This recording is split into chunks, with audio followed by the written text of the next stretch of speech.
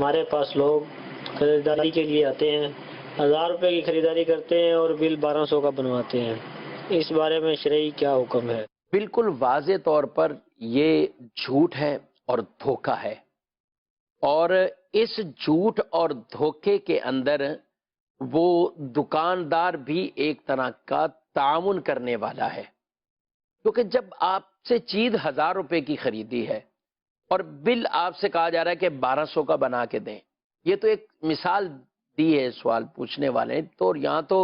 بعض اوقات ہزاروں کے حساب سے فرق ڈال دیتے ہیں، بالخصوص وہ لوگ جو کسی بہت بڑی کمپنی کی طرف سے ان کی ملازمت ہی اس چیز پر ہوتی ہے کہ وہ کمپنی کے لیے پرچیزنگ کریں، جائیں مارکیٹ میں جائیں، کچھ چیزیں خرید کے جو لانی ہوتی ہیں، ان کا کام یہی ہے اور اسی چیز کی ان کو تنخواہ ملتی ہے،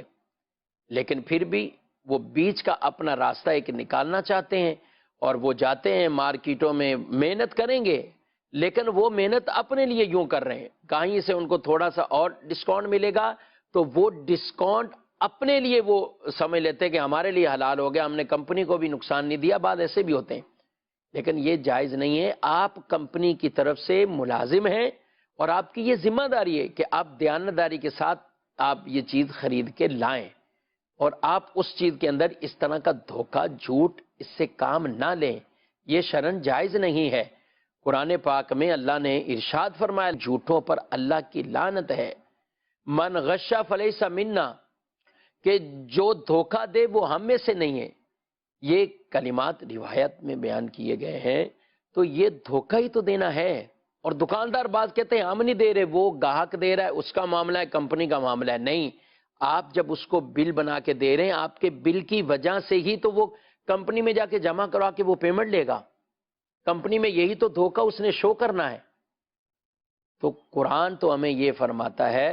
وَتَعَاوَنُوا عَلَى الْبِرِّ وَالتَّقْوَى، نیکی اور تقوی کے کام پر ایک دوسرے کی مدد کریں، وَلَا تَعَاوَنُوا عَلَى الْإِثْمِ وَالْعُدْوَانِ، گناہ اور نافرمانی اور سرکشی والے کاموں میں ایک دوسرے کے ساتھ تعاون نہ کریں۔ اس میں آپ یہ نہ دیکھیں کہ میرا مال بک گیا بس ٹھیک ہے، نہیں میرے بھائیوں، یہ اس طرح کے دھوکے اور جھوٹ جب تک یہ ہماری تجارتوں میں، ہمارے معاملات میں شامل رہیں گے، بے برکتی ہی بے برکتی ہے۔ گناہ تو اس کا ہے ہی ہے، لیکن بے برکتی بے برکتی۔ کئی دکاندار خوف خدا رکھنے والے بالکل اس کا واضح طور پر انکار کر دیتے ہیں، منع کر دیتے ہیں، ہم نے آپ کو جتنے میں بیچا ہے سامان، ہم آپ کو اتنے کی رسید بنا کے دے دیں گے۔ یہی انداز اختیار کرنا چاہیے اور اس طرح کے دھوکے کسی کو بھی نہیں دینے چاہیے۔